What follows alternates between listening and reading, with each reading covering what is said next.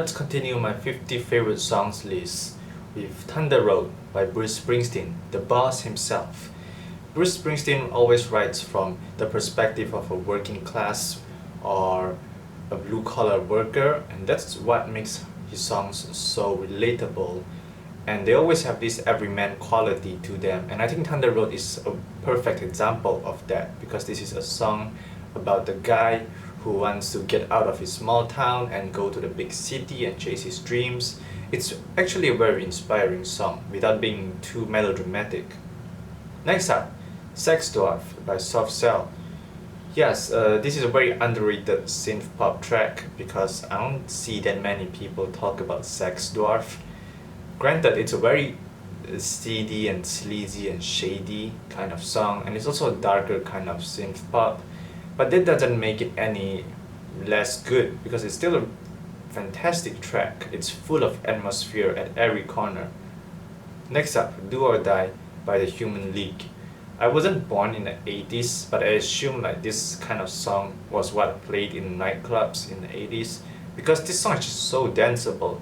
Same goes to almost anything that the Human League does. Their music is incredibly danceable with a great beat, and they always experiment with weird electronic sounds as well, which is something that's common with a lot of 80s synth pop tracks. Next up, Space Age Love Song by A Flock of Seagulls. They represent a more romantic version of synth pop because in the 80s people were very idealistic of the future. They was thinking about how the future would be full of flying cars and time machines. But I'm here in the future, alright? If you're in the 80s right now, hello, I'm in the future and it's not that good. It's not beautiful. Next up, Fireflies by Owl City.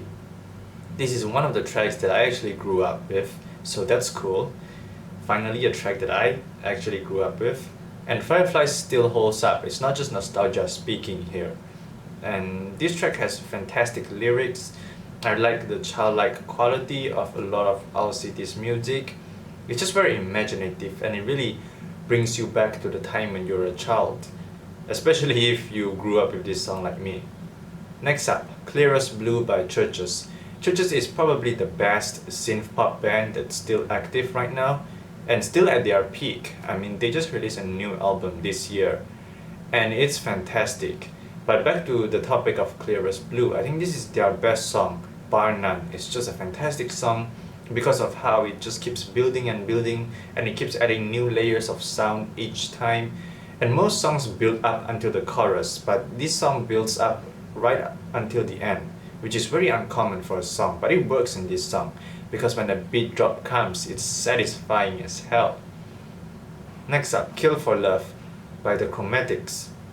The Chromatics always have this very dreamy and mysterious and very aloof vibe going on. When you listen to their music, it's like you're looking at them from a far away land or something because they always have this very distanced feel about them.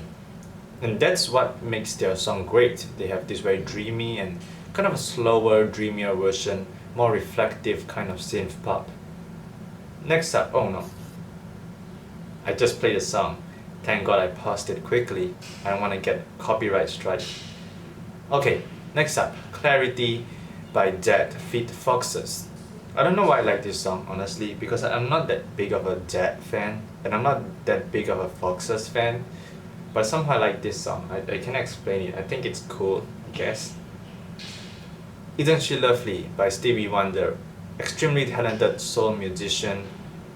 Isn't She Lovely is, I think, one of his more personal songs because he wrote this song for his daughter, and this song gets me every single time, man, because it's just so personal to Stevie himself, and the way he writes it is obvious that it's personal. And it's because of how personal it is that the emotional impact increases drastically. Also listen to the 6 minutes version, not the radio version. Next up, Visions by Stevie Wonder. Another Stevie Wonder song, but this is very different from the last because Visions is more of a track that's full of social commentary. It's about social issues, but they are still addressed in a very Stevie Wonder way. So they're still pretty optimistic. I mean, this guy is a pretty optimistic guy, okay? Stevie Wonder is a pretty hopeful guy. And he's not gonna go full Metallica or full Nirvana here. But he does it in a Stevie Wonder way that is just nice to listen to, but at the same time has a lot of impact. Next up, If I Should Die Tonight by Marvin Gaye. The sexiest song ever by the sexiest musician ever. This song is just so sexy that I'm pretty sure half of the world's population comes from this song, because I mean this is the kind of song that people make babies to. Next up, Sympathies of Fate by Bob Dylan. Bob Dylan is just such an outstanding folk musician.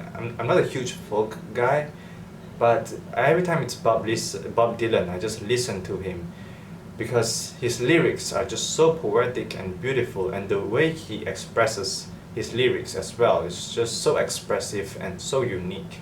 He's really more like a poet actually, and I like that about him. Next up, Falling Slowly by Glenn Hansard and Marketa Iglova. It's really hard to pronounce those names. This is a song from the movie Once. It's also a fantastic movie if you haven't seen it yet. But regardless of the movie, this is a very emotional song, and it just hits me on an emotional level. Next up, Hounds of Love by Kate Bush from the album of the same name. Fantastic album if you haven't listened to it yet. It's this very otherworldly and very fantastical album, and a lot of Kate Bush music are like that. But I think among her other albums and her other songs, Hounds of Love is definitely the most accessible of them all for a newcomer to get into Kate Bush. This is where you start. This is the perfect starting point. Also, I like how this song has so many emotions. It's a sad song, it's happy, it's bittersweet, it's melancholic, and it's regretful and everything else pretty much. Every time I listen to this song, I just uncover a new emotion that I didn't know was there before. Next up, Lady Stardust by David Bowie. Classic glam rock artist. Yeah, and in his classic glam rock fashion, Lady Stardust is a character created by David Bowie. And there's so much personality, so much imagination, and so much world building to this song. It's like a completely different world with its own characters and its own conventions, and just very exciting diving into another world every time I listen to a David Bowie track. Next up, Holiday by Madonna. Yeah, this is just a perfect summer holiday track. Nothing else to say here. It's holiday, come on. Next up, All Through the Night by Cyndi Lauper. Yeah, Cyndi Lauper and Madonna always get compared to each other, but tracks like All Through the Night show obviously that they are very different. I mean, All Through the Night is just a beautiful song. It's melancholic, it's very bittersweet, surprisingly so, but at the same time it's also kind of hopeful.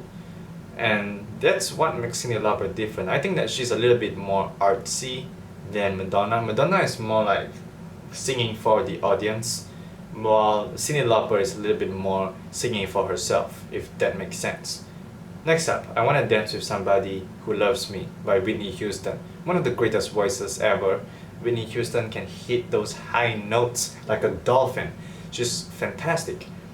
And it's tracks like this where you see her at the top of her game. She has so much energy and just having so much fun in this song. This is such a happy song in every way. Next up, The Greatest Discovery by Elton John. Elton John is a fantastic singer-songwriter, and the lyrics here by his longtime collaborator as well, Bernie Taupin, is fantastic. And yeah, it's the lyrics as well as his piano playing and everything that makes this song very uniquely Elton John. Next up, You Belong With Me, Taylor Swift. Definitely wasn't expecting that, right? Yeah, this is just, I think, the only song out of so many songs that I have heard that actually fully captures what it feels like to be a teenager. Okay, next up on the list, Back to December, also by Taylor Swift. Once again, this song demonstrates her way with words. She's a very good lyricist, and this is a much more heartbreaking song than You Belong With Me, but it's still very much carried by Taylor Swift's expressive vocals as well as just her lyrics and lyricism. Next up, Run Away With Me by Carly Rae Jepsen. The whole Emotion album is just this deliciously nostalgic 80s throwback album, and Run Away With Me is the best track on the album. It's very much an 80s throwback, but with modern production values. It sounds a lot cleaner and it sounds just a lot more polished, but at the same time still has those 80s stuff that we love. And it's just a really happy, really joyous song. Next up, Sweet Disposition by the Temper Trap. This is a dreamy and cosmic kind of spacious type of song. It's pretty much an anthem in the world of indie pop music, at least. It's very dreamy and yeah, it makes you think. Next up, Cecilia and the Satellite by Andrew McMahon in the Wilderness. This song is yet another indie anthem, but wildly different. While the last song was this big, epic, and very spacious song, this song is more personal and intimate, and it's a song about a father and his love for his daughter, and it's very touching that way. Next up, All These Things That I've Done by one of my favorite bands, The Killers. Their songs have a bittersweet vibe, much like Oasis or early Coldplay stuff. And All These Things That I've Done is my favorite Killers song because it's just so bittersweet and melancholic, but at the same time has kind of relentless energy to it that I really like. Next up, Roller Coaster by Bleachers. Bleachers is a band that's heavily influenced by the movies of John Hughes and just the concept of youth and being young. And songs like Roller Coaster are great examples of that, examples of songs that not only have lyrics that reflect being young, but musically they stylistically feel very young. It feels like a youthful song, and every time I listen to it, it seems like I just get younger. And it's not like I'm really old right now. Tugboat by Galaxy 500. Galaxy 500 is one of the earliest indie bands, really paved the way for future indie bands to come in. And Tugboat is yet another one of their dreamy, shoegaze kind of songs. And I really like it. I like the lyrics as well. It reflects themes of not wanting to go with everyone else, wanting to go your own path, which is a very indie thing to be in an indie song. Next up, I Got You by James Brown. But more people just know this song as I Feel Good because that's the lyric that everyone knows. James Brown is just classic funk, and this song is just pure energy from beginning to end. Just nobody sings it the way that James Brown does. He really has a very unique and individualistic style that is just hard to replicate. Next up, Darling Nikki by Prince. Yeah, this is a really sexual song, but I think Prince works best in this kind of environment when you just let him go free and let him do his kind of freaky Prince stuff that he does. And he's really freaky in this song, and I like him that way. So those are my 50 favorite songs.